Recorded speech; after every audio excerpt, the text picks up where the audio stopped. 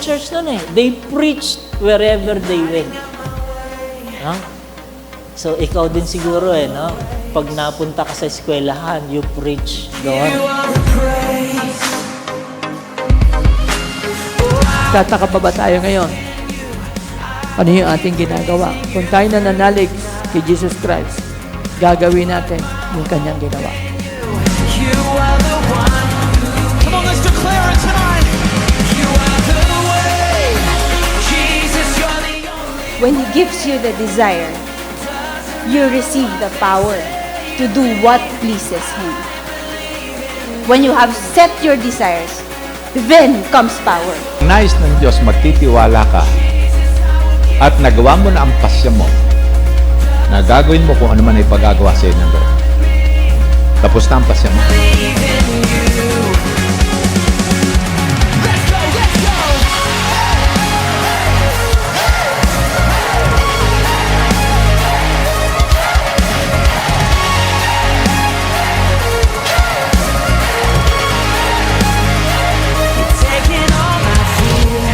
Never put any limit in yourself. You believe in a God who is unlimited. Kung sa Caterpillar game, pwedeng ganon. Sa Vision pa kaya? Diba? Kaluluwa, tao, anak, next generation, bansa ang at stake. You are the one. Come on, Philippines, let's go. You are the Nakikita na po namin, nakikita ng mata namin na nagbabago ang mga bansa, nagbabago ang mga communities, nagbabago ang mga pamilya namin, nagbabago.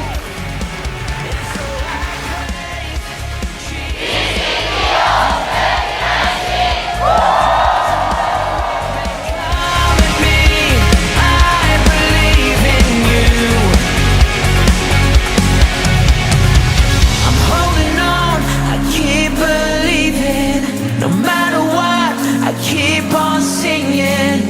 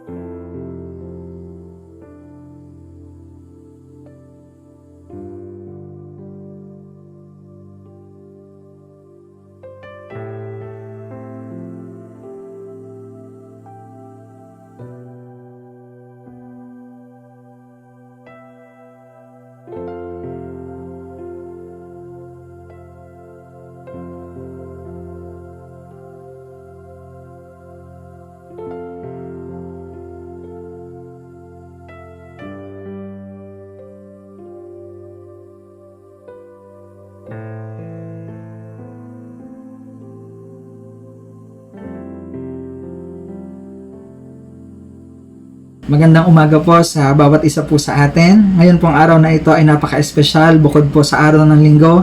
Ngayon pong araw na ito ay sineselebrate po natin ang anniversary ng ating pong church, ang TGCCM. Happy anniversary po sa bawat isa. Pwede rin po nating batiin ang ating pong mga kasama sa bahay, mga kamag-anak at mga kaibigan ng happy anniversary. Ayan.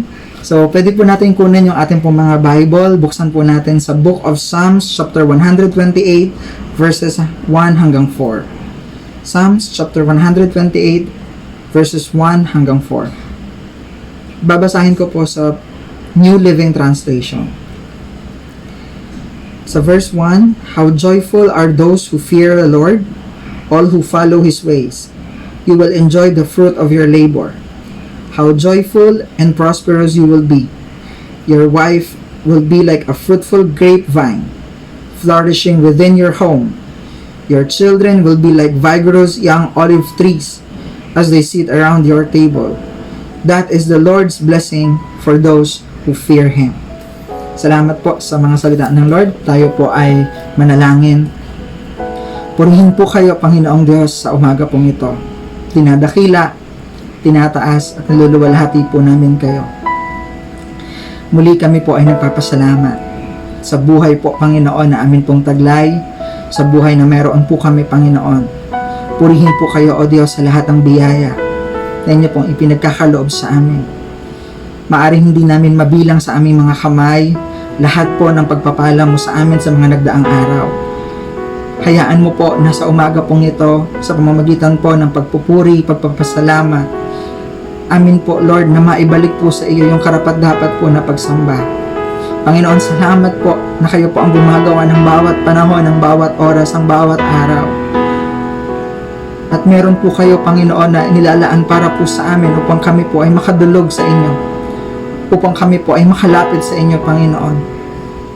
Patuloy po na linisin mo po ang amin pong mga puso. Patawarin kami sa lahat ng aming pong mga pagkukulang.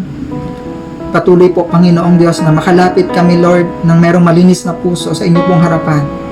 Salamat po, Panginoong Diyos. Patuloy po, Ama, na nagpapasalamat kami sa bawat pagpapagaling, sa bawat pagbibigay po ng kapayapaan sa aming puso, lalo na po, Panginoon Diyos, sa sitwasyon po namin sa ngayon. Salamat po, Lord, kayo po ang aming kagaanan, kayo po ang aming kapayapaan, kayo po ang kalahatan po sa amin, kayo po ang kumukumpleto sa amin, kayo po ang nagbibigay ng kagalakan po sa amin, Panginoong Diyos.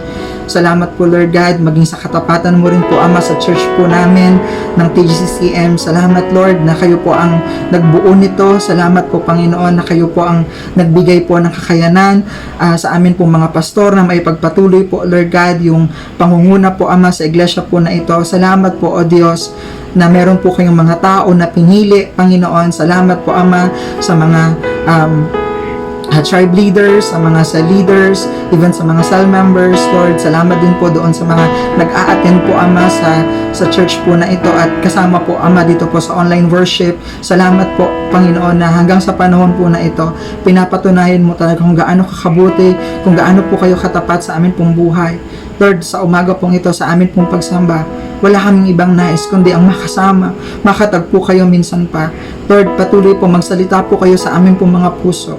We pray, Lord, sa pakikinig po namin ang inyong mga salita, na kayo po yung mag-minister po sa amin, kayo po yung magbago sa amin. Lord, we are excited po for your word. We are excited po, Ama, sa pag-minister niyo po sa amin pong mga buhay. And we pray, Lord God, sa pag-aawitan po namin, malaya kami makapalakpak, malaya kami makapagtaas ng kamay kung saan man kami naroroon, Panginoon, upang maipahayag po namin ang aming pagsamba at pagkilala sa amin pong Diyos na mabuti at dakila sa lahat. Salamat po, Panginoon, at patuloy po na dalangin din po namin even yung mga first-timers po, Ama, na maaring makasama po namin sa pagsamba po, Ama, sa araw po na ito. Pagpalain mo rin po sila, Lord. Makatagpo nila kayo, ma-experience nila kayo, ma-encounter nila kayo, Panginoong Diyos, kahit po sa ganito pong pagsamba. Salamat po, Panginoon. Tunay po na kayo ang mabuting Diyos at lahat po, Ama, ng karangalan at kapurihan ay nararapat lamang pong maibalik sa inyo. Ito po ang aming dalangin sa pangalan ng Panginoong Hesus. Amen and amen and amen. So malaya po tayong sasamba sa ating Diyos sa umaga pong ito. Malaya po nating ipalakpak ang ating mga kamay. Malaya po nating ibigay yung pinaka the best na papuri at pagsamba po natin sa ating Diyos. God bless you po.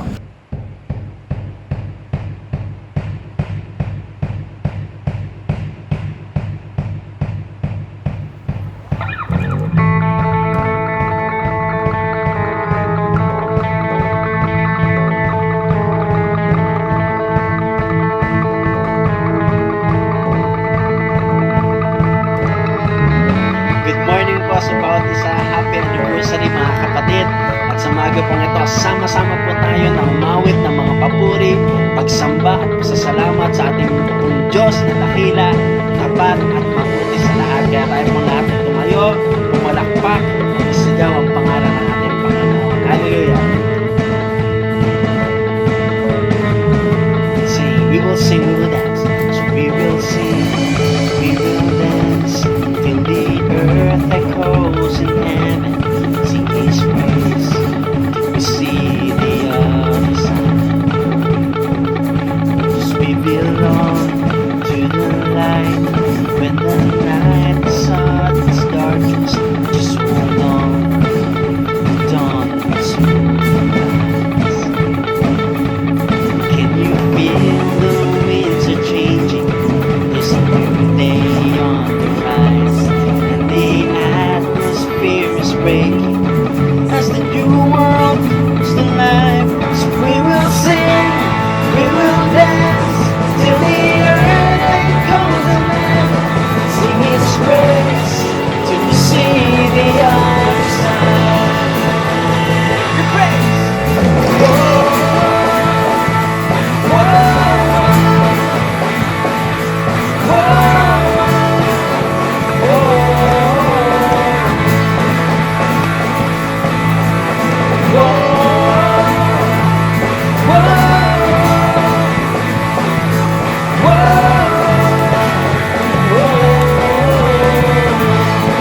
Can you feel? Can you feel the winds are changing? There's a new day on the rise, and the atmosphere is breaking as a new world comes alive. So we will sing, we will dance till the earth echoes again. Sing His praise till we see the other side. Praise.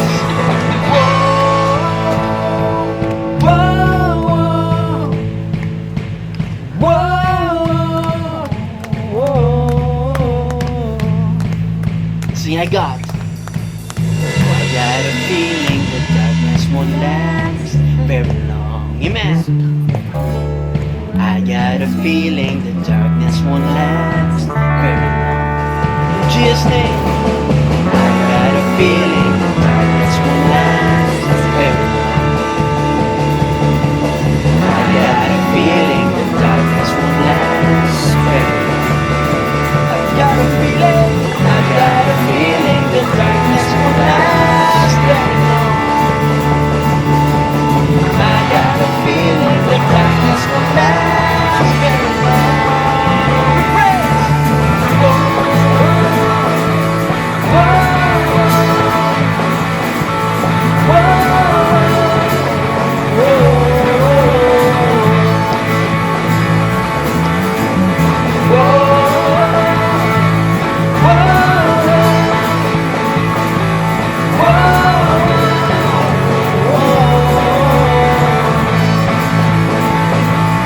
Let us sleeping while the weekend. There's a new day on the rise, and the enemy is shaking as the graveyards spring to life. We will sing, we will dance till the earth echoes in heaven. Sing His praise till we see the other side. Let us sleeping while the weekend. There's a new day on the rise, and the enemy is shaking. Amen. As the graveyards spring to life.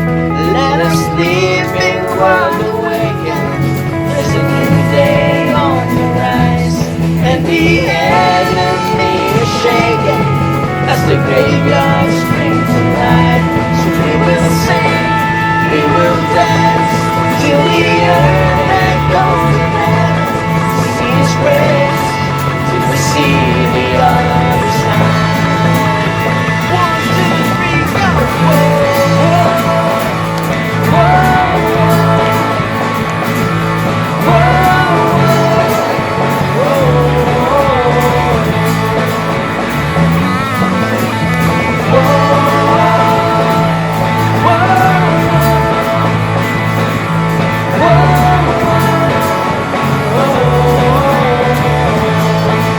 Shout His name, Jesus, our redemption, our salvation is in His blood. Jesus, light of heaven, friend forever, His kingdom come. Hallelujah. Hallelujah. Your kingdom come, O God. Amen. We worship you, Lord. We praise you, God. We welcome your presence. Praise you. Let's sing. If nothing to that ancient cross, how precious is my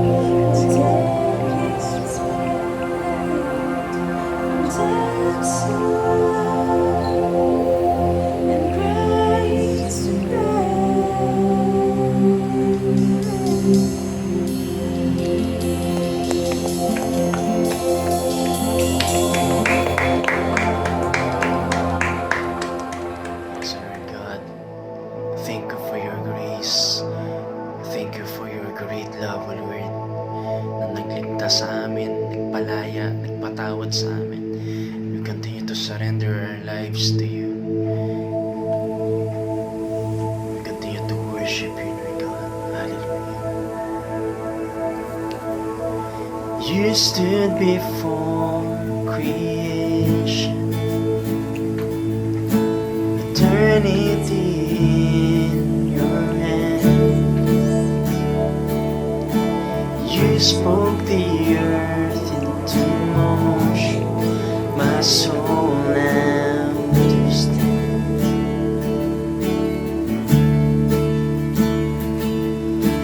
You stood before my failure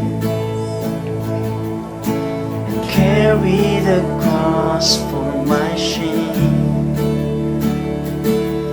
My sin weighed upon your shoulders, my soul now to stand. So what can I say?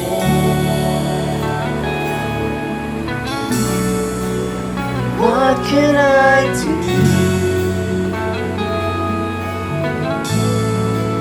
that offer this heart, oh God, completely to you?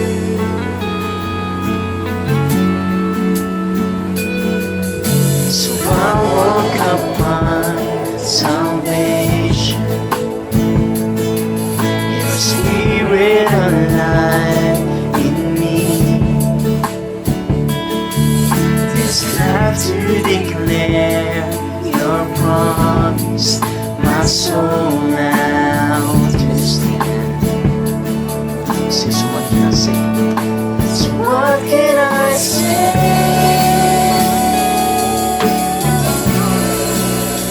What can I do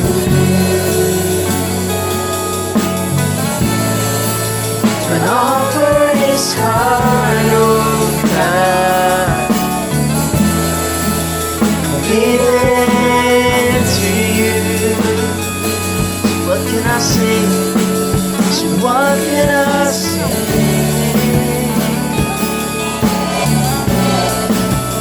What can I do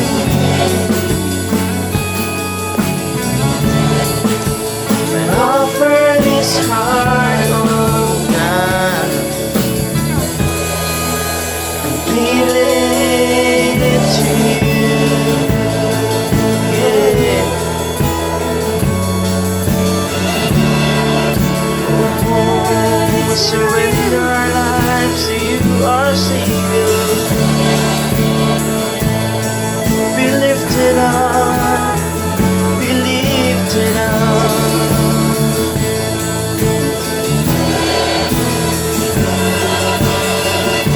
We'll stand for you,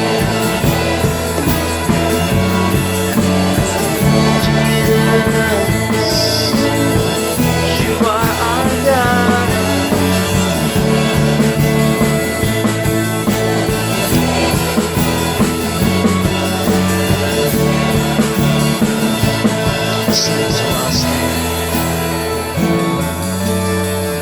So I'll stand with arms high and heart abandoned, in awe of the one who gave it all.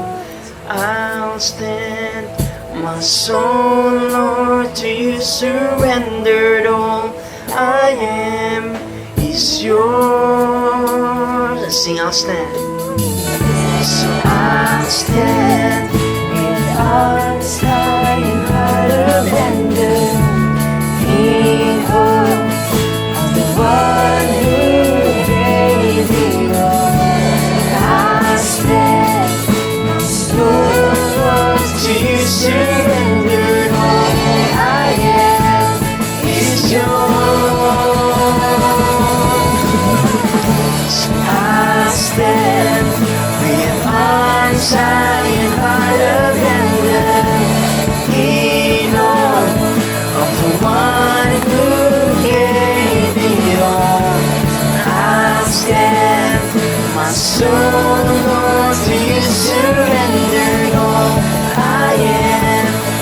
is yours, so Lord, I will stand. So I'll stand with arms high and heart abandoned, in awe of the one who gave it all. I'll stand, my soul, Lord, to you surrendered. All I am is yours. Sing, I'll stand. So I'll stand with arms high and heart abandoned.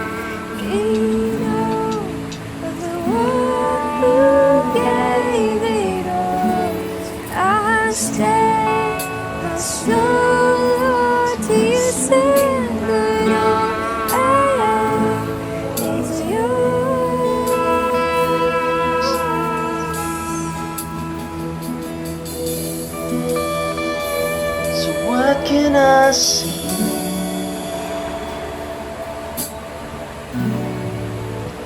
What can I do?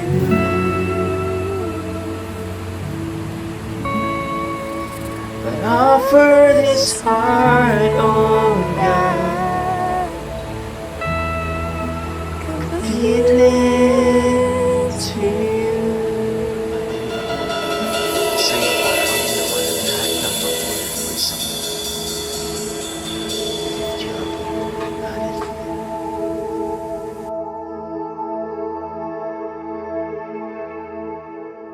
Magandang araw sa ating lahat, araw uli ng linggo, araw ng ating pagsamba sa Diyos. Ating ipinapahayag yung ating papuri, pasasalamat, sapagkat ipinahayag sa atin ng Diyos, si Jesucristo, yung ating Panginoon na tagapagligtas. Sa pamagitan niya, nagkaroon na tayo ng katiyakan sa buhay. Katiyakang ipinatawad na ng Diyos ang lahat ng ating kasalanan. Katiyakan din na tayo meron ng bagong buhay na laging nakikipag-ugnay sa Diyos. At katiyakan din na pagkaraan ng buhay na ito sa lupa, meron tayong pagkabuhay na maguli upang makita ang Diyos na mukhaan.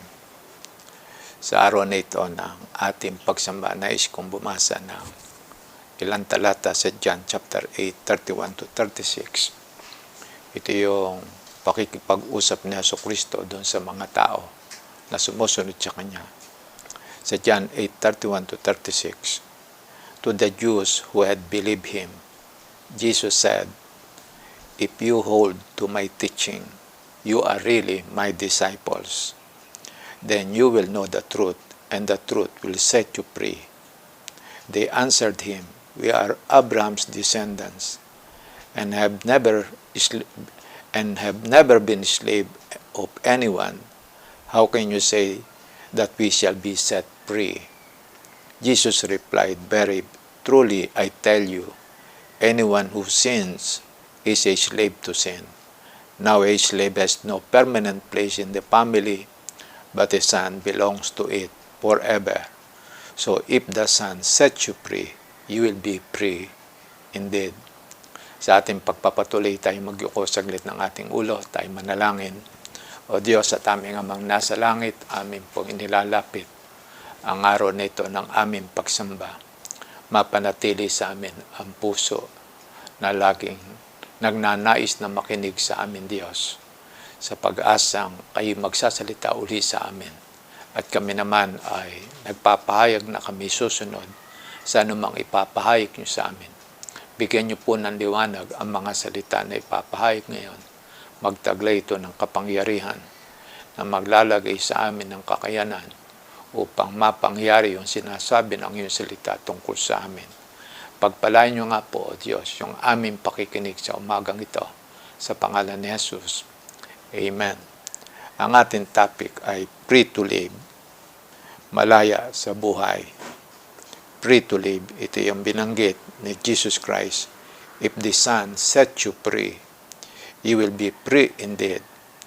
Binanggit niya doon sa verse 32, the truth will set you free. Saan? Sa kasalanan. At binanggit din ni Jesus Christ na anyone who sins is a slave to sin. So, meron ditong tinutukoy na slave to sin. So, pag-uusapan natin ngayon ay free to live. Sa panahon ito na merong coronavirus, may pandemic, isang sakit na kumakalat dito sa ating daigdig. Itong virus ay hindi natin nakikita pero meron itong pinakikita, nagdadala ito ng sakit. At doon sa lumalala, pwedeng mamatay. At dahil sa takot na mamatay, pinaghirap yung ating buhay sa ngayon. May nawala tayong kalayaan, naging iba yung normal ngayon, ang tayo naalipin. Ang mga gobyerno ay gumagawa ng hakbang para malabanan ang pagkapit at pagkalat ng sakit. Nagkaroon ng mga quarantine, hindi pinalalabas ng kanilang lugar. Yung ibang lugar na merong infection. And then meron tayong tinatawag na social distance, hand washing, ingatan yung ating kalusugan, at iba pang kaparaanan. Ngayon, sa iba, ang takot ay hindi lamang sa sakit, kundi yung kabuhayan. Dahil sa merong mga iba na dahil sa hindi nakakapagtrabaho ay nagkakaroon na rin ng panahon na wala silang makain, sila nagugutom. And then, ang isa pang kinatatakutan din sa ngayon ng mga bansa ay yung economy. Hihina ang economy at makaka-apekto ito sa pamumuhay natin mga tao. Ngayon, ang pagpapalaya sa sakit ay pagka nagkaroon lamang ng vaccine o kaya pagka nagkaroon na ng gamot na panlaban sa virus. Ngayon, ang pinagmulan ng virus, generally speaking, ang karaniwang pinagagalingan ng sakit ay kasalanan. Ang karaniwang pinagmumulan ng slavery ay kasalanan. At nais kong gumamit muna ng example para makita natin yung pananaw ni Jesus Christ tungkol sa pinanggagalingan ng salot o kaya ng karamdaman. Doon sa aklat ng John chapter 5 verses 1 and following. Si Jesus Christ ay nagtungo sa Jerusalem upang dumalo sa isang pista ng mga Hudyo. Sa lungsod na ito, merong na malapit sa pintuan ng mga tupa, may malaking deposito ng tubig na may 5 portiko. Kung tawagin ito sa wikang Hebreo ay Bethesda. Nasa paligid nito maraming may sakit, mga bulag, mga pilay at mga paralitiko. May isang lalaki doon na 38 taon ng invalid o kaya may sakit. Hindi na rin siya makalakad, hirap na hirap siya sa kanyang buhay. At siya napabayaan na rin sapagkat binabanggit na kapag kasi nagnanais na tumungo doon sa portiko, pagka kinakalaw-kaw ang tubig, walang maglapit siya roon. So siya napabayaan na. At napakahirap ng kanyang buhay na dinadaanan. Ngayon, ang sabi, 38 taon ng may sakit. So 38 years nang alipin siya ng karamdaman na nagpapahirap sa kanya, nagpapabigat ng kanyang buhay. Pero hindi lamang yon, siya pabigat din sa buhay ng kanyang kapamilya. Ngayon, nakita si Jesus at alam niyang matagal nang may sakit ang lalaki, kaya tinanong niya ito, gusto mo bang gumaling? Sumagot ang may sakit, wala pong maglusong sa akin kapag gumalaw na ang tubig. Papunta pa lamang ako, may nauna na sa akin. Sinabi sa kanya ni Jesus, tumayo ka, buhatin mo ang iyong higaan at lumakad ka. No hindi gumaling ang lalaki, binuhat ang kanyang higaan at lumakad. Immediately, nakalaya yung tao doon sa kanyang karamdaman. Nakalaya doon sa kanyang pinanggagalingan ng hirap ng buhay. Sa kanyang pagkaapi doon sa iba't ibang mga bagay na nagpapabigat sa kanyang buhay. Ngayon, doon sa John 5:14, pagkatapos nito, nakita ni Jesus sa loob ng templo ang lalaki at sinabihan ito, magaling ka na ngayon. Pinalaya ka na ng Diyos ngayon sa karamdaman. Huwag ka nang gumawa ng kasalanan at baka masahol pa riyan ang mangyari sa iyo. Binanggit dito ni Jesus Christ, huwag ka nang gumawa ng kasalanan at baka masahol pa riyan ang mangyari sa iyo. Doon tinutukoy na ang pinakaugat ng kanyang salot sa kanyang buhay, ng kanyang karamdaman, sakit, ay yung kasalanan. Ang sabi, huwag ka nang gumawa ng kasalanan at baka masahol pa riyan ang mangyari sa iyo. Pinalaya na siya. At kung siya babalik uli sa kasalanan, mas malala pang maaaring mangyari sa kanya. So dito itinatatag natin yung karaniwang salot sa buhay ng tao, kasama itong virus na coronavirus, at yung iba't iba pang mga salot sa ating buhay, ang pinanggagalingan nito, kasalanan.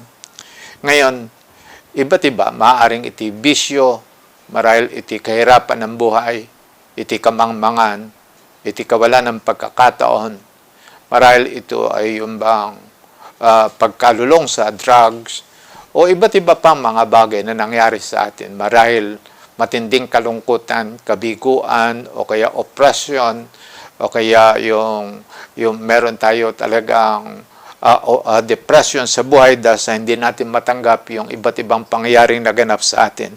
At paikot-ikot itong dumadali sa ating isip at nagpapahirap sa ating buhay. Itong ating tinukoy na may sakit, 38 years siyang ganun ang kanyang kalalagayan. At ano lamang ang pinakaugat? Kasalanan. At sa atin din, maitatatag natin na ang pinanggagalingan ng lahat ng problema ng tao, pangunahing pinanggagalingan ng problema ng tao, ang pinakaugat, kasalanan. Ngayon, sa salot na kasalanan, ang lunas ay ipinadala na ng Diyos sa ating daigdig.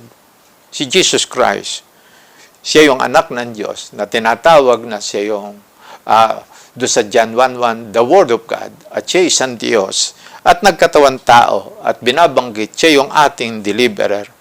Ngayon, gusto kong itatag sa ating isipan yung layunin ni Jesus Christ sa kanyang pagnanais na mapalaya tayo sa anumang uri ng kasalanan. Binanggit sa John 10:10b, ang sabi niya, I have come that they may have life and have it abundantly. Ito yung binabanggit siya, English Standard Version. I have come that they may have life and have it abundantly. Sabi ni Jesus Christ, nais niyan tayo bigyan ng eternal life, panibagong klase ng buhay, ibang klase ng buhay. At isang buhay na ang sabi, kompleto, walang kulang, abundant, full. Binabanggit, ito yung layunin ni Jesus Christ sa kanyang pagparito sa ating daigdig.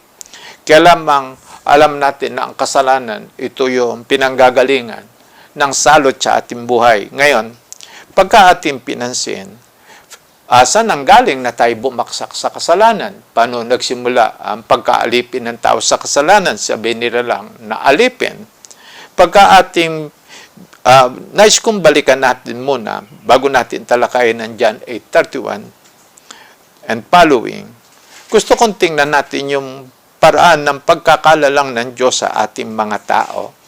Doon sa Genesis chapter 2 verse 15 to 17. Binanggit na pagkaraan lalangin ng Diyos ang tao ayon sa kanyang larawan, ayon sa kanyang wangis, at binigyan siya ng dominion.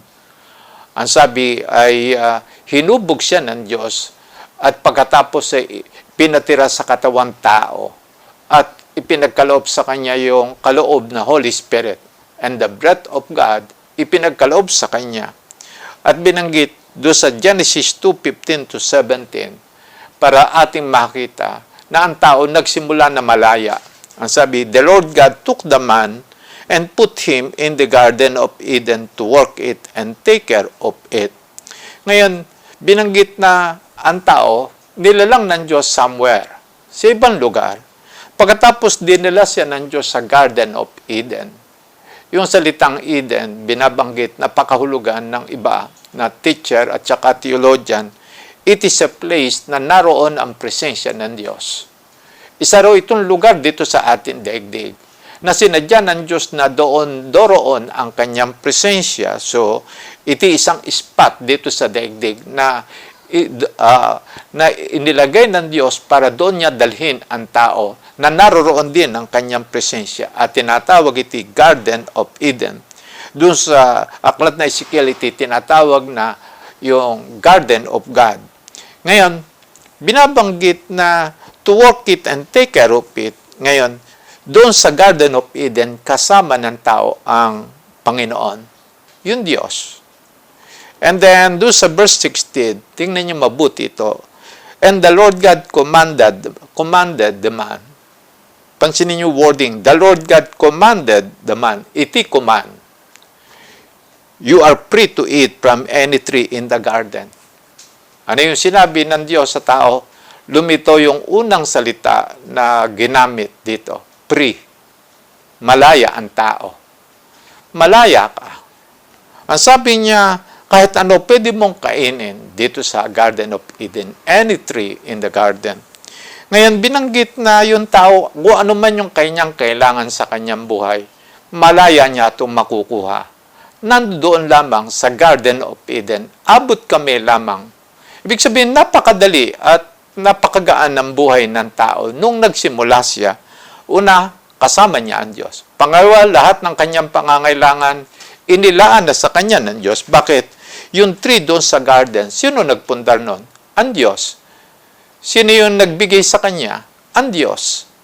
Pagkatapos na sinabi ng Panginoon, you are free. Malaya ka.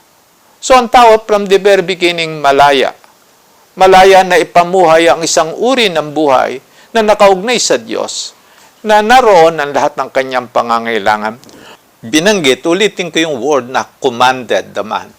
It is a command. And then doon sa verse 17, but you must not eat from the tree of the knowledge of good and evil. For when you eat from it, you will certainly die. Ang sabi ng Panginoon, meron lamang isang bagay na hindi pinahintulot ang Diyos. Yung tree of the knowledge of good and evil, huwag kang kakain yaon. Sapagkat sa oras na ikaw ay sumuway at lumabag dun sa aking salita at kumain ka niyaon, siguradong ikaw ay mamamatay. Ngayon, alam na natin ang nangyari. Tinukso ng kaaway si Adan at si Eva. At sila ay sumuway sa salita ng Diyos. At ulitin ko uli yung word. Sinuway nila yung utos ng Panginoon sapagkat binanggit siya sa Genesis 2:16, the Lord commanded them, inutos sa kanila, huwag kang kakain. Huwag kang kakain ng bunga ng pagkakilala na mabuti at masama. Yun ang sinabi sa kanya. Sapagkat oras na kumain ka neon, pagka ikaw ay gumawa ng kasalanan at sumuway, you will certainly die. At kumain si Adan at si Eva. And then itinatag na sa New Testament yung prinsipyo ng Diyos. The wages of sin is death. Ngayon, pagka ating inisip, pumasok ang tao sa kasalanan at binanggit doon sa Romans 6:16 na kapag ka ang tao ay sumusunod doon sa kasalanan, siya nagiging alipin ng kasalanan. So, alipin na siya ng kasalanan at alam na rin natin na siya pumasok doon sa kingdom of darkness. Umalis siya sa kingdom of God, lumipat siya sa kingdom of darkness. Naiwala niya ang kingdom of God. Ano naiwala niya? Kingdom of God. Ano naiwala niya? Dominion. Ano nasira niya? Image ng Diyos na kanyang taglay. So, naiwala niya ito. At ano yung sumira nito? Kasalanan. Sinira ang buhay ng tao. Ano sumisira sa buhay ng tao? Kasalanan. Ano sumisira sa relasyon ng tao? Kasalanan. Ano sumisira doon sa mga ating magagandang mga bagay sa hinaharap? Kasalanan. Sinisira ng kasalanan ang buhay ng tao. Ngayon, gusto kong i-quote yung binanggit sa Hebrews 2:14-15. Since the children have flesh and blood, Jesus too shared in their humanity so that by his death he might break the power of him who holds the power of death, that is, the devil, and free those who all their lives were held in slavery by their fear of death. Pagkaraan bumaksak ng tao sa kasalanan, siya naging slave na siya, naging alipin na siya ng kasalanan. At kasalanan, ano'y dinadala ng kasalanan? Yung kaugnay sa kasalanan, death. So, ang sabi rito, doon sa verse 15, na natili na tayong alipin ng fear. Fear of the unknown. Fear of death. Yung kamatayan laging nakaambas sa atin. Kaya lamang, spiritually speaking, namatay na tayo spiritually. Pero physically speaking, mamamatay rin tayo. At yun ang sabi, Sa buong buhay rin natin, ito yung ating kinatatakutan. Iisa lamang talaga yung pangunahing kinatatakutan ng tao sa daigdig nito. Death, kamatayan. At naalipin na tayo nito. At ano nagdala nito? Yung slavery of fear na ito. Kasalanan. So, pagka tinignan natin, lahat ng pangyaring darating sa atin, ang lagi nating talagang pinagtutuunan death. Pagka nagkasakit tayo at parang hindi gumagaling, ang fear natin. Saan? Death. Pagka tayo nagkukulang sa pamumuhay at tayo nagugutom, ano yung kinatatakutan natin maging resulta? Death. Pagka tayo nabigo sa pag-ibig o kaya nasaktan at bigat na bigat yung ating loob, ang talagang ating kinatatakutan, death pa rin. So talagang ano man yung pangyayari na nagaganap sa ating buhay, laging patungo tayo dun sa isang kinatatakutan na bagay, mamatay. So, binanggit na lahat ng pangyayari daraan sa ating buhay ay laging napupunta dun sa pag-iisip, paano ko ako'y mamatay? Kaya lamang ang talagang higit na mabigat na kamatayan yun, second death, na hindi naiisip ng tao, hindi pumapasok sa kanyang isip sapagkat hindi pinauunawa sa kanya ng kingdom of darkness. Yung katunayan at saka katotohanan na merong spiritual death. At ito yung higit na mabigat na kinatatakutan natin mga tao. So yung binabanggit dito na bakit merong sleep tayo ng fear of death, no hope for resurrection. Wala tayong pag-asa sa pagkabuhay na maguli. Ngayon, kaya ko binanggit ito na una, ang tao nilalang ng Diyos na malaya para mabuhay, na nakaugnay sa Diyos, sumusunod sa salita ng Panginoon, ginagawa ang kalooban ng Diyos. Kaya nga, dito tayo ninanais na mapalaya ng Panginoong Hesukristo doon sa pagkapasok ng kasalanan sa ating buhay. At ito yung dahilan at pinaka-context ni Jesus Christ nung kanyang itinuturo yung John 8:31 to 36. Ito yung pinaka-context. At ulitin ko, ninanais ng Panginoon, ibalik tayo doon sa kalayaang mabuhay. Ngayon, nais kong tingnan natin yung physical deliverance na ginagawa ng Diyos upang maunawaan natin bakit ginagawa niya ito. Example, sa Israel. Ang mga Israel ay naging bihag at naging alipin doon sa Ehipto for 400 years. At sila'y pinalaya roon ng Diyos. At makikita natin, sa lugar na iyon, sila'y alipin, sila'y ino-oppress, sila'y pinahirapan, sila'y ginagawa ng kung ano-ano na talagang nagpapabigat sa kanilang pamumuhay. Nakadama sila ng pagkaapi at nagkaroon na sila ng isipang alipin at isipan ng kahirapan ng buhay. Nanatili na sa kanila yung ganong uri ng kalalagayan o kaya yung bang nakasanayan. Pero pinalaya sila ng Panginoon. At ano yung layunin ng Diyos? Bakit sila palalayain? Doon sa aklat ng Exodus, chapter 19, verses 4 to 6, binanggit doon yung layunin ng pagpapalaya sa kanila ng Diyos. Ang sabi, you yourself have seen what I did to Egypt, and how I carried you on eagle's wings, and brought you to myself. Now, if you obey me fully and keep my covenant, then out of all nations you will be my treasured possession. Although the whole earth is mine, you will be for me a kingdom of priests and a holy nation. Binanggit, bakit sila palalayain sa pagkaalipin, sa physical na pagkaalipin? Pero yung physical na pagkaalipin yun ay spiritual din. Sa kadahilan ng hindi sila makasamba at makapaglingkod sa kanilang Diyos. At ang sabi ng Panginoon, pagkaraan nilang palayain, ano yung susunod nilang uri ng buhay? Ang sabi, if you obey me fully and keep my covenant. Susunod sa Panginoon ng lubusan. At mag-iingatan nila yung pakikipagtipan ng Panginoon. So, ang sabi, kayo magiging treasured possession ko, kayo yung magiging yaman ko sa daigdig, bagamat ang buong daigdig ay akin, kakaiba kayo. Kayo magiging yaman ko. So, tinitingnan natin itong prinsipyong ito ng Diyos na itinatag sa pagpapalaya doon sa mga Israelites. Ngayon, binanggit din ito doon sa aklat ng Exodus 3:12.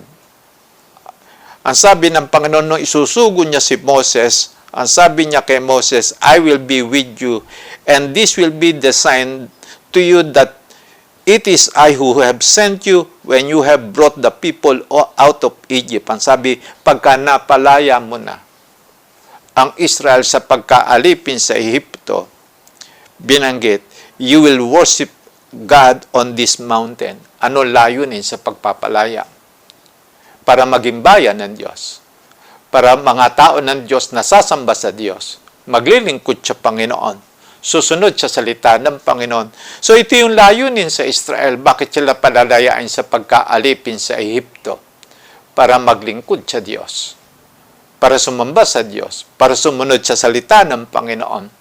Kaya po itinatatag itong bagay nito, yung parallelism, na ang nasa isip din ng Jesus Christ ay yung pasimula ng tao. Ang tao, free to live sa presensya ng Panginoon. Free to live siya. Pagkasi nasa presensya ng Panginoon at yun ang ating pupuntahan ngayon, doon sa ating tinatalakay na John 8:31 and following, pupuntahan ko ito ngayon. Ang sabi, to the Jews who had believed him, Jesus said, if you hold to my teaching, you are really my disciple. So doon sa unang binanggit, itinatag na ni Jesus Christ yung prinsipyo na malayang buhay. Tayo pinalaya upang mabuhay sa presensya ng Diyos. Tayo pinalaya ng Panginoong Hesukristo. Ang sabi sa mga Hudyo na nakikinig at naniniwala sa Kanya, ang sabi doon sa unang prinsipyo ng malayang buhay, una, believe in Jesus. Yun ang una, believe in Jesus. Manampalataya ka sa Panginoong Hesus at maliligtas ka, ikaw at ang iyong sambahayan.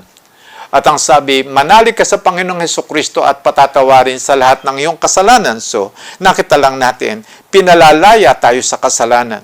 At doon sa verse 36, binanggit dito sa John 8:36, if the Son sets you free, you will be free indeed. So, totoong pagka ang anak ang talagang nagpalaya sa atin, totoong-totoo na tayo malaya.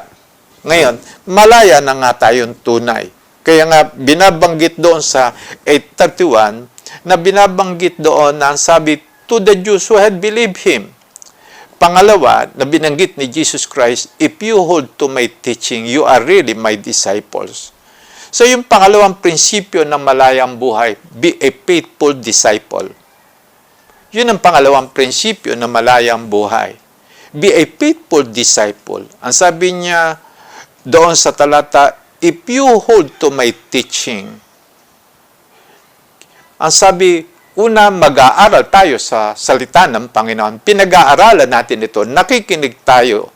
Ating tinitingnan ang sinasabi ng salita ng Panginoon. At ang sabi, if you hold to my teaching, kailan natin mapapatunayan na talagang hawak natin ang teaching ni Jesus Christ sa panahon ng trial? Sa panahon ng temptation, maging sa panahon ito ng pandemic, maraming trial, maraming temptation. Kung walang pandemic, marami rin trial at saka temptation. Merong panahon na na-open tayo, may panahon nagkakagulo tayo sa bahay, meron panahon na natatanggal tayo sa trabaho. Hindi lang naman sa panahon ng pandemic tayo nagkakaroon ng trial o trouble. Meron tayong sagutan, meron tayong iba't ibang pangyaring pinagdadaanan. Ang sabi ni Jesus Christ, if you hold to my teaching. So kung pangahawakan doon natin ang salita ng Panginoon, ang sabi, in the times of trials, sa panahon naman tayo, yung bang merong mga temptation. Temptation sa lust, temptation sa paghiwalay sa Panginoon, temptation na tayo tumigil na sa pinagagawa ng Panginoon, temptation doon sa iba't ibang mga pangyayari na maraan sa ating buhay. Para bang dinidiscourage tayo, parang gusto na natin mag-quit. Parang gusto na natin bitawan yung buhay na ito at buhay na nakaugnay sa Panginoon. Pero ang sabi, if you hold to my teaching, kaya binanggit doon sa John 15:7, kung nananatili kayo sa akin at nananatili sa inyo yung aking salita, yung salitang kung, inilalagay tayo sa isang sitwasyon at pangyayari na nalalagay sa pagsubok uli yung ating pagtitiwala sa salita ng Panginoon. Sa panahon ba ng kagutom, magtitiwala pa rin ba tayo sa Panginoon? Tatawag pa ba tayo sa Diyos? Sasamba pa ba tayo sa Panginoon? Pagka ba tayo nabigo sa pag-ibig, nabigo sa ating kapwa, magtitiwala pa rin ba tayo sa Panginoon? Mananatili pa ba tayo sa Panginoon? O iiwanan na natin ang Diyos? So, ang sabi rin, kung nananatili kayo sa akin, so, kapag ka ba hindi nagkasundo doon sa ating mga ginagawa, ano yung ating talaga magiging attitude? O kaya, sa mga ministries natin, kapag ka tayo nahirapan, o kaya naging hindi na kumbinyente, naging hindi na komportable yung ating pakiramdam, at kung minsan naman ay, bakit ganito yung nagaganap, wala na ba itong tigil, paikot-ikot na lamang, ay binanggit ni Jesus Christ, kung nananatili kayo sa akin at nananatili sa inyo yung aking mga salita. Binabanggit dito na yung salitang if, so magpapasya tayo. Yung salitang if, magpapasya tayo sa panahon ng trial at saka temptation. Mananatili ako kay Jesucristo. Mananatili akong susunod sa salita ng Panginoon. Kung ano man yung pinagagawa ng Diyos, yun ang aking gagawin. Iibigin ko pa rin yung aking kapwa. Iibigin ko pa rin yung aking kaaway. Iibigin ko pa rin ang Diyos. Yun ang ating ipinapahayag. Susunod pa rin ako sa salita ng Diyos. Mananatili pa rin akong matwid. Gagawa pa rin ako ng tama. Akin na lang ipaubaya sa Diyos ang mga taong yaan. Ating binabanggit yung iba't ibang statement na ating ipinapahayag na gusto nating manatili doon sa itinuturo ni Jesus Christ. Mananatili tayo kay Kristo at mananatili ang kanyang salita sa atin. Kaya lamang doon sa John 15:7, meron ditong pangako ang Diyos, hingin ninyo ang anumang nais ninyo at ibibigay yun sa inyo. So, pagka tayo ay nananatili sa Panginoon, nananatili tayo sa Kanyang salita, may kalayaan tayo, lalaya tayo. Bakit? Ating sasabihin sa ating prayer yung ating kahilingan at ibibigay ito ng Panginoon. Alisin tayo sa kahirapan. Alisin tayo doon sa bigat na ating nararamdaman. Pagalingin tayo sa ating karamdaman. Tutugon daw ang Panginoon. Bigyan tayo ng luwag sa ating kalalagayan. Bigyan tayo ng tagumpay sa ating ministry. Bigyan tayo ng tagumpay sa ating mga pag-aaral at sa ating ginagawa.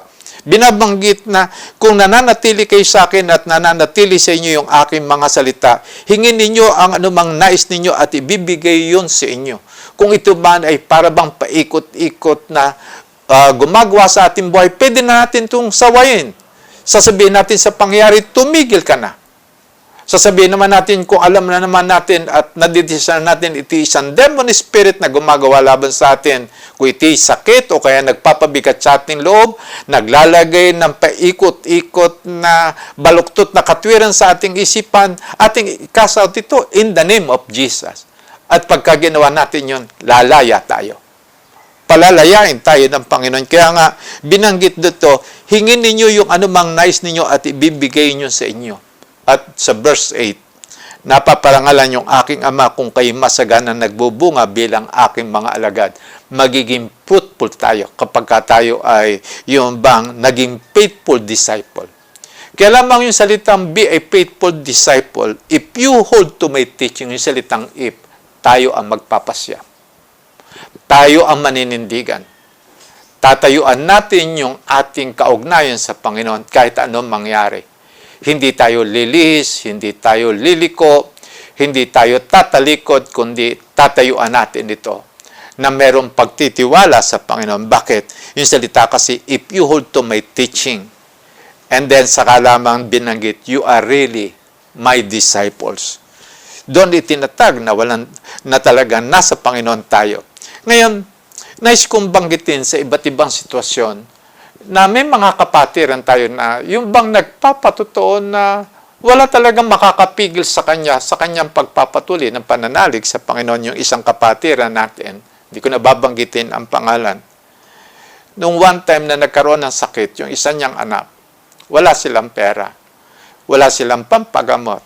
Ang sabi niya, Lord, wala kaming pera para kami makarating ng doktor. Pero ang sabi niya, pero meron naman kaming Panginoon nagpapagaling. Sa inyo namin, inilalapit yung aking anak, Panginoon. Hinihiling ko po, inyo po siyang hipuin at pagalingin. And then, After 2 days, pinagaling ng Lord yung kanyang anak, hindi na nadala doon sa doktor. Bakit? Sinabi niya, Lord, wala akong pera para madala sa doktor yung aking anak. Pero meron akong Panginoon na nagpapagaling. So, napakagandang prinsipyo. Pag meron na tayong sinasabing, wala ako nito, ang ating idudugtog na salita, meron akong Lord. Pagka sinabi nating wala ako nito, wala kang kaibigan, wala kang malapitan, wala kang maasahan, wala ka talagang makitang talagang tutugon sa iyong pangangailangan, ang iyong idudugtong kung tayo ay talagang alagad ng Panginoon, meron naman akong Lord. Sino ang iyong Lord? Healer, provider, sustainer, protector, comforter. So, ati itatatag ngayon, siya yung aking talagang inaasahan sa aking buhay. So, ito yung tinutukoy ng Panginoon na talagang, if you hold to my teaching, you are really my disciples. So, makikita natin dito yung benefit na talagang yung tayo manatili lamang sa Panginoon. Yung pangatlo, na binabanggit doon sa verse 32, binanggit doon sa John 8:32, ang sabi ron, then you will know the truth, and the truth will set you free. Yung salitang then, pagka tayo ro'y nananatiling sumusunod, na pagkaraan ng iba't ibang pagsubok o kaya mga temptation na dumaraan sa ating buhay, nananatili pa rin tayong nangahawakan sa salita ng Panginoon. Ang sabi ng Panginoon, then you will know the truth, and the truth will set you free. Makikilala roon natin ang katotohanan. So yung pangatlong prinsipyo sa malayang buhay, practice the truth. You practice the truth. Yung salitang know the truth, kailan mo makikilala ang truth? Kailan mo makikilala ang truth? Una, pag-aaralan mo ito. Pag-aaralan mo ito. Kumbaga sabi sa Joshua 1:8, basahin natin yung salita ng Panginoon, pagbulayan natin ito araw at gabi upang masunod natin gawin. So, minimeditate natin, pinag-aaralan natin kung paano natin ito yung bang malalaman at maunawaan, and then kung paano natin ito ipapractice. So, magsisimula tayo doon sa salitang kailangan natin ng information. Kailangan natin ng knowledge about the Word. Ngayon, sabi nga sa Hosea 4:6, binanggit doon, my people perish. Bakit nag-perish? Bakit napahamak? Bakit naging alipin uli? Because of lack of knowledge. At bakit sila nagkaroon ng lack of knowledge? Dahil sa tinanggihan nila yung knowledge. At paano nila tinanggihan ng knowledge? May nag-o-offer ng knowledge, hindi nila pinakinggan. May nag-o-offer ng knowledge, hindi sila yung bang nagtungo at saka ninais na iti maintindihan. So, binabanggit, my people perish. Bakit? Lack of knowledge. So, atin talagang pag-aaralan ang truth. And then, understand. Pagkatapos ipapractice natin ito hanggang sa tayo magkaroon ng skill, and then we will know the truth. Example, love the enemy. Paano mo pag-aaralan ng enemy? Maraming nagkokot na, I love my enemy. Love your enemy. Katulad nung narinig ko na bago sa pananampalataya, merong isang believer, isang estudyanteng believer sa Piatti University noon, na nagbabasa siya ng Bible at kanyang kinukot yung love your enemy. Kaya lamang habang sinasabi love your enemy, dahil sa kanyang tindi ng galit sa kanyang kaaway, hawak niya sa kaliwang kamay yung kanyang Bible at yung sa kanang kamay naman na isang kutsilyo, hinahabol lang yung kanyang kaaway. Love your enemy. So hindi niya alam yung salitang love your enemy. Alam lamang niya to intellectually. At marami sa atin, marami ang alam ang scripture intellectually, pero pag inilagay na sa sitwasyon, iba na yung ginagawa. Huwag kang maninirang puri. Hanggat mabuti ang relationship, hindi naninirang puri. Pero pag nasira ang relationship, alam pa ba na yung salitang, huwag kang maninirang puri. So, nakikita lang natin na huwag kang magnanasa sa iba. Kaya lamang, paano kung may temptation? So, nakita lang natin yung tinutukoy na practice the truth. Ang una, information natin, yung knowledge. Kailangan natin malaman ang sinasabi ng salita ng Panginoon. Kaya nga, if you hold to my teaching, tuloy-tuloy tayo sa pakikinig, tuloy-tuloy tayo sa ating pag-aaral. And then, hindi lamang yon ang ating ginagawa, kundi ninanais nating unawain kung paano natin ito gagawin, and then magpa-practice tayo hanggang sa tayo maging skillful. Pagka binanggit, love your neighbor. No, love your neighbor. Paano mo ipapakita love your neighbor? Kung ano itaglay mo, ibibigay mo sa kanya. Kaya lamang binanggit ng Panginoon, ipinagkaloob sa atin na mabuting balita at tayo naligtas. Meron na tayong may bibigay ngayon sa ating kapwa. The truth, the gospel. Kaya lamang, alam ba natin, dapat ipasa ang gospel? Alam ba natin na sinasabi ng Panginoon, dalhin mo yan.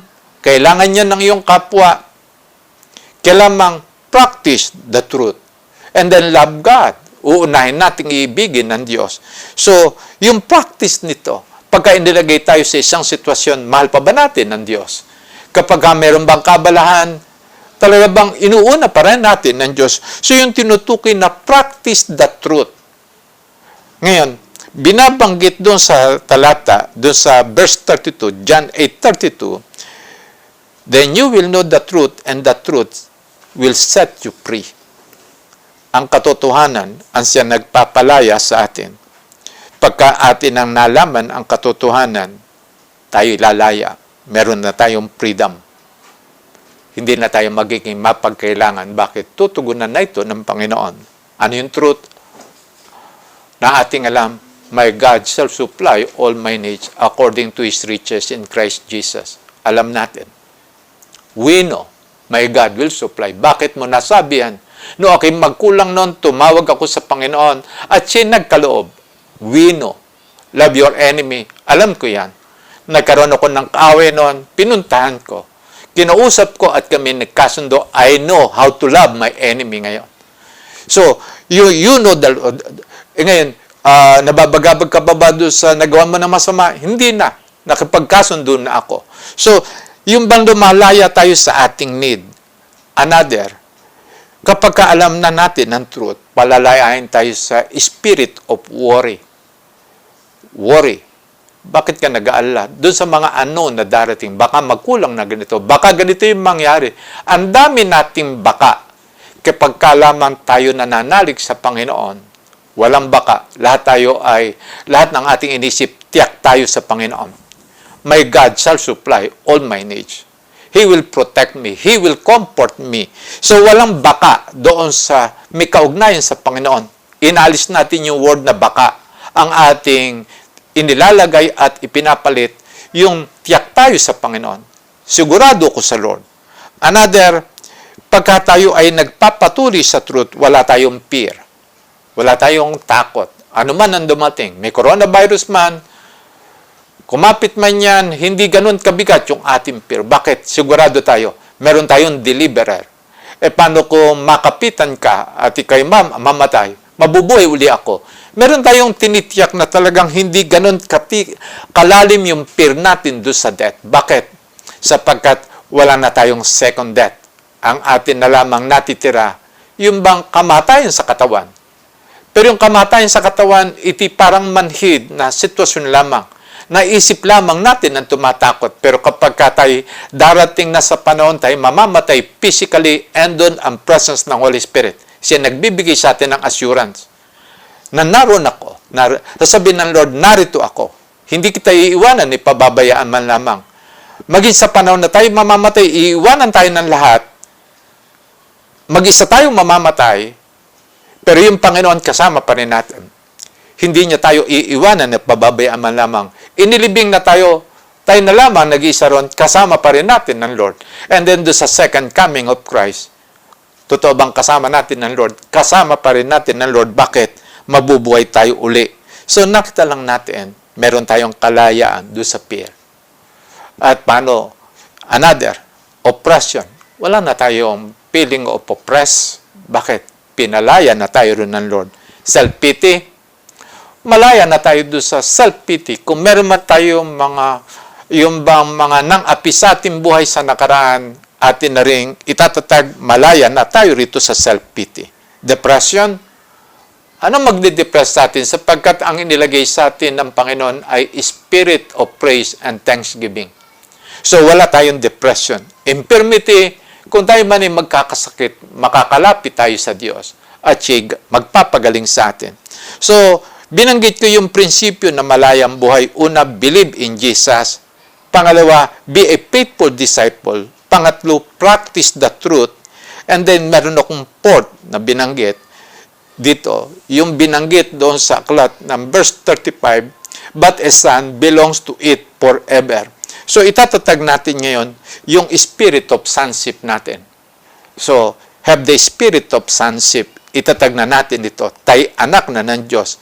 Sabi nga sa Romans 8:15-16, hindi binigay sa inyo ng Diyos ang espiritu upang kayo gawing mga aliping na mumuhay sa takot. Inalis na sa atin yung fear. Sa halip, ibinigay sa inyo ang espiritu upang kayo gawing mga anak ng Diyos. Kaya nakakatawag tayo sa Kanya ng Ama, Ama ko. Ang espiritu ang nagpapatotoo kasama ng ating espiritu na tayo mga anak ng Diyos. Doon itinatatag natin, anak ako ng Diyos. Kasama ko ang Diyos. Taglay ko yung espiritu ng pagiging anak ng Diyos. Ako'y tagapagmana ng Diyos. So, atin na ngayong itatatag yung prinsipyo ng malayang buhay. Ano prinsipyo do sa pang-apat na yan? Ako'y anak ng Diyos. Ako'y anak ng Diyos. And then, do sa 2 Corinthians 3:17-18, gusto ko itong ikot. Now the Lord is the Spirit, and where the Spirit of the Lord is, there is freedom. So, napansin ba natin doon sa salita? Yung Panginoon doon ngayon, yung Espiritu. Yung Holy Spirit, tinatawag ditong Lord. Ang sabi rito, now the Lord is the Spirit. So, yung Holy Spirit tinatawag ditong Lord. And where the Spirit of the Lord is, there is freedom. Kapag karo tayo ay namumuhay sa Espiritu, malaya tayo. Malayang tunay. Walang po pwedeng umalipin sa ating isip. Walang pwedeng umalipin sa ating emotion. Walang pwedeng umalipin sa ating pagpapasya. Malaya tayo. Bakit? Ang Holy Spirit ang mangunguna sa atin upang gagawin natin ang matuwid. Yung tama, yung ayon doon sa kalooban ng Diyos. Kaya nga binanggit dito, there is freedom. And we all who with unveiled faces contemplate the Lord's glory are being transformed into His image with ever-increasing glory which comes from the Lord who is the Spirit. Ngayon, meron layunin ang kalayaan natin sa kasalanan. Patungo tayo sa isang pangako ng Diyos. Magiging kamukha tayo ni Jesus Christ. We will be transformed into the likeness of Jesus Christ. Si Jesus Christ ngayon yung pangako ng Diyos sa atin. Magiging katulad tayo ni Jesus Christ. Yung image ng anak ng Diyos na si Jesus Christ, patungo tayo roon. So habang tayo ay nagpapatuloy sa ating pagiging isang disciple, ang isa natin talagang main goal, habang ginagawa natin ang ministry, habang pinagtatagumpayan natin ang lahat ng yung mga pangyayaring dumarating sa ating buhay, yung mga temptation, habang tayo nagtatagumpay doon, merong nilalayo ng Diyos na lahat ng pangyayaring iti gagamitin niya to transform us. Kailan magaganap yung transformation? Sa panahong nagdadaan tayo sa mga pangyayari yon, nananatili sa atin the Holy Spirit. The presence of the Holy Spirit in our lives. Mananatili tayo ron. Binabanggit na ang sabi rito ay contemplate the Lord's glory are being transformed into His image. So yung freedom natin, pinalaya tayo upang mamuhay tayo na meron tayong main goal. Na sa paglalakbay ng ating pananampalataya, yung ating inaasahan, magagawa ng Diyos na tayo i-transform into the image ni Jesus Christ. Sabi nga ng Romans 8:29, ang sabi ron, itinakda na ng Diyos, itinilaga tayo ng Diyos na maging kamukha ni Jesus Christ. Maging tulad ni Jesus Christ. So yung layunin ng freedom natin ay makarating tayo doon sa layunin niya. In our conclusion, ang sabi, pinalaya tayo ng Diyos sa kasalanan. Pinalaya tayo sa anumang bondage. Pinalaya tayo doon sa iba't ibang mga pumipigil sa atin. At ano layunin ng Diyos? Para tayo maging malaya. maging malaya sa anumang bondage. Sa iba naman, yung bondage sa physical. Sa mga nagsisimula sa pananampalataya o kaya yung bago nagsisimula nakakarinig ng salita ng Diyos, maralang bondage natin bisyo. Mga maling pananaw, lust. At yung iba't iba pang mga bagay, pero kaya tayong palayain ng Panginoon. Iba naman ay sakit, iba ay karamdaman, o kaya yung kahirapan ng buhay. Ang sabi rito, pwede tayong mapalaya rito ng Diyos. Bakit tayo mahirap? Simple lamang. Kulang tayo sa knowledge, doon sa understanding, at saka sa wisdom. Kapag tayo natuto ng salita ng Diyos, mapapalaya tayo sa salitang poverty. So, yung pwede tayong mapalaya ng Panginoon sa lahat ng yan. At ang pinakaugat ng lahat ng yan, sin, kasalanan. Pero kapag tayo ay napatawad na sa lahat ng ating kasalanan, yung lahat ng tumubo na mga bandages natin mula ron sa kasalanan, tanggal din yung lahat na yon. Pagka inugatan ng Diyos yung bandage natin o yung slavery natin, ano yung pinakaugat? Sin. Yung bisyo ang pinakaugat nito, sin. Yung lust, sin. Pag-iwalay ng mga mag-asawa, sin. Yung trouble sa pamilya, sin. Pagka inugatan dito ng Panginoon, inalis ang kasalanan. Narito si Jesus Christ nag-aalis ng kasalanan sa sanlibutan. Binabanggit, pagka inalis yung kasalanan, malaya na tayo. Malaya na tayo sa lahat ng bagay. So yung una, ilalapit natin sa Diyos yung ating buhay.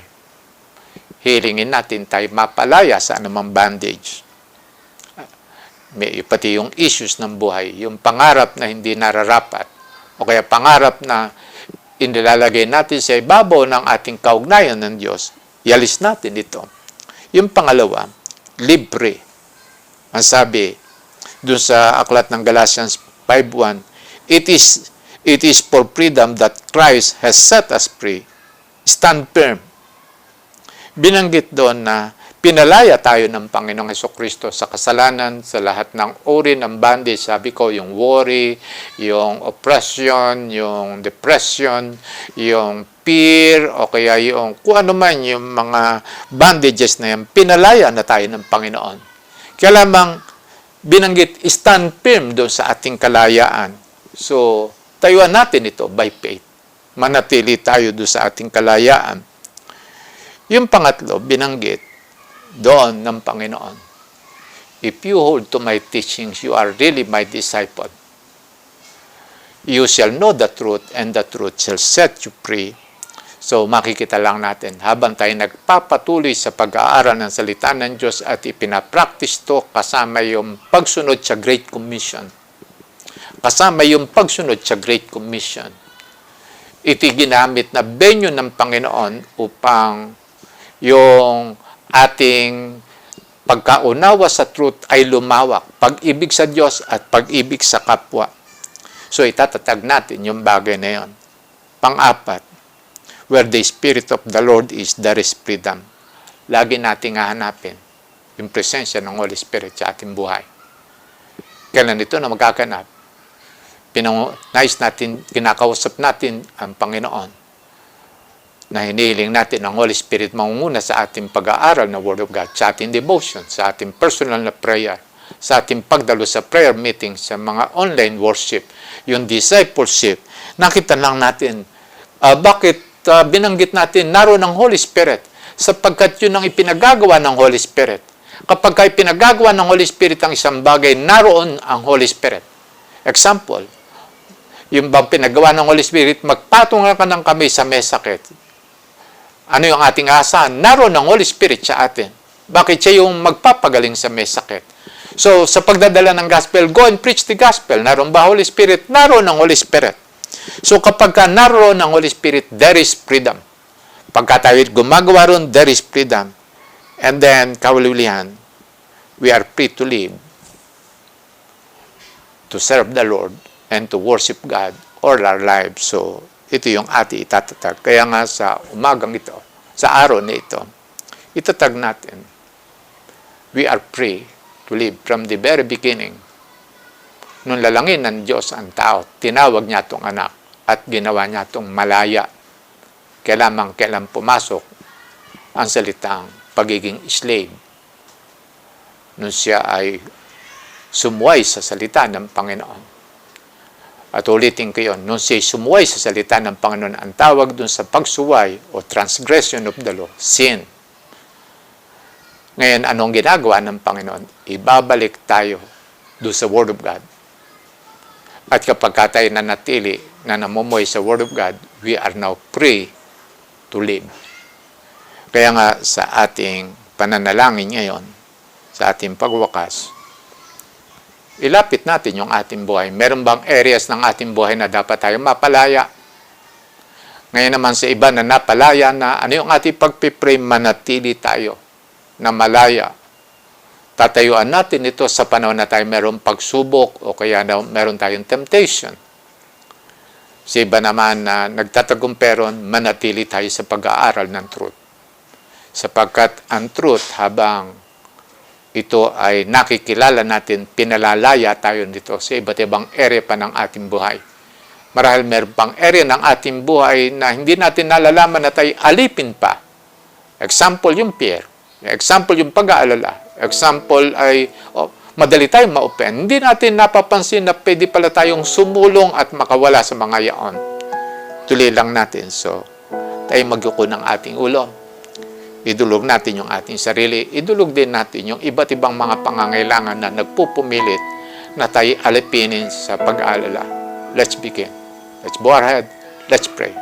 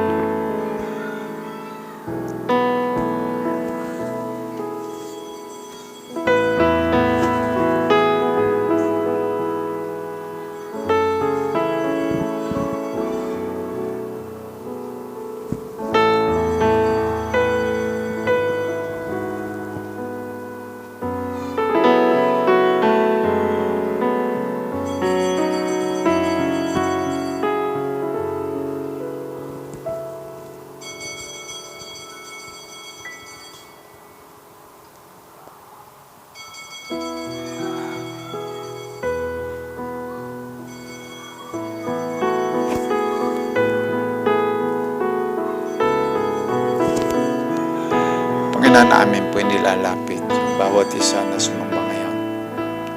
May kanya-kanya po kaming kahilingan in our prayer. Salamat po sa pagpapaunawa na kaya naparito si Jesucristo para kami palayain sa anumang umalipin sa amin at ang pangunahin ay kasalanan.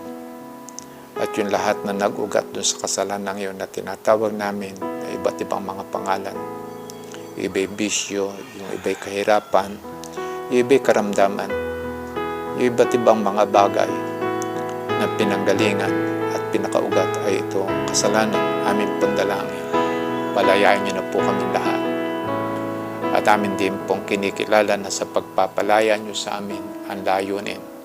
Makabalik kami doon sa malayang buhay na kasama namin ang Diyos, na aming ginagawa ang sinasabi ng iyong salita, sapagkat yun ang pinaka-nature namin. Malaya kaming ipamuhay ang buhay. Sabi nga ninyo, isang buhay na ganap at kasiyasiya. Ito yung layunin niyo sa amin. Pagpalain mo nga kami, O Diyos, At amin pong inilalapit yung anumang kahilingan na pinapahayag ng mga kapatiran. Bigyan nyo ito ng katugunan. Nilalapit namin yung mga pagkailangan sa pagkakataong ito, Panginoon. Gumawa kayo ng hakbang upang matugunan yung kanyang pangangailangan. Yung mga may karamdaman, Lord, pagalingin nyo siya, Panginoon. Hiniling po namin maging ito yung mga inilalapit nilang kakilala o kaya kasambahay. Hiniling namin ang healing power ninyo kumilos. At inilalapit namin kung ano man yung inilapit na dahilan sa paglapit sa umagang ito. Tugunin mo yan, Panginoon. Salamat sa inyo, Panginoon, sa pangalan ni Jesus. Amen. Doon kayo naman, nasa unang pagkakataon nakasama natin sa pagsamba sa araw na ito. Ating pinag-usapan na si Jesus Christ na parito upang maging Panginoon at tagapagligtas ng mga tao. At ano yung kanyang ibinibigay? Buhay. Eternal life. At ano yung kanyang gagawin sa atin? Palalayain tayo sa kasalanan. At pagka tayo napalaya sa kasalanan, lalaya na tayo ng lubusan. Sapagkat binanggit, ang pinalaya ng anak, tunay ng malaya. Ano lamang ang ating gagawin para matanggap natin itong pagliligtas ng Panginoon, itong pagpapalayang ito? Yung unang bahagi, repent. Magsisilang tayo sa ating kasalanan. Naisin na natin talikuran yung mga mali nating pamumuhay at magnais na tayong bumalik sa Diyos. Pangalawa, kilalanin natin na si Jesus, yung Panginoon, ang tagapagligtas na namatay sa krus at nabuhay na maguli. Sa pamagitan niya, ipatatawad yung lahat ng ating kasalanan. Yung pangatlo, tayo magpipray na ating ipapahayag sa Diyos yung pagnanais natin kilalanin na siya na maging Panginoon at tagapagligtas ng ating buhay. Pang-apat, pagtitiwala na ipagkakalob sa atin ng Diyos yung kapatawaran ng kasalanan at yung eternal life at yung katiyakan na pag-alis natin sa daigdig na ito, pupunta tayo ng langit. Pwede kang sumunod sa prayer sa pagkakataong ito. Sumunod ka sa prayer. Panginoon, sumunod ka sa prayer. Panginoon, kinikilala ko po na ako isang taong makasalanan. Nagsisisi na po ako at nagnanais po akong magbalik loob na sa Diyos. Sa araw na ito, tinatanggap ko na si Jesus na maging Panginoon, tagapagligtas ng aking buhay. Inilalapit ko po, Panginoon, na sa pagkakataong ito, siya na po ang mamamahala sa aking buhay. Susunod na po ako sa Kanya sa lahat ng araw ng aking buhay. Salamat po sa pagpapatawad sa lahat kong kasalanan. Salamat din po doon sa eternal life. Salamat din po pagkaraan ng buhay ko sa lupa. Pupunta ako ng langit. Salamat sa inyo, Lord, sa pangalan ni Jesus. Amen. Tinanggap mo ba si Jesus na Lord and Savior ng iyong buhay? Ikaw ay anak na ng Diyos. Meron ka ng eternal life. At ipagpatuloy mo ang pananampalataya. Pero paano mo may tatatag yung pagliligtas na ito ng Panginoon?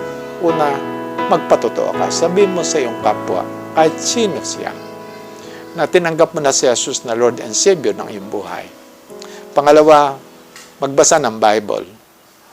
Magpaturo ka sa nalalaman mong nagbabasa ng Bible na kasama mo sa bahay o sino man. Pangatlo, mag-aral tayong mag-pray sa pangalan ni Jesucristo. Magsimula tayong mag-pray. Pangapat, sumama tayo sa pagsamba sa Diyos, maging sa online worship. At panglima, sumali tayo sa anumang pag-aaral ng salita ng Diyos. At kapag ginawa natin ito, titibay tayo at tatatag sa ating pananampalataya. Pagpalain ka ng Lord.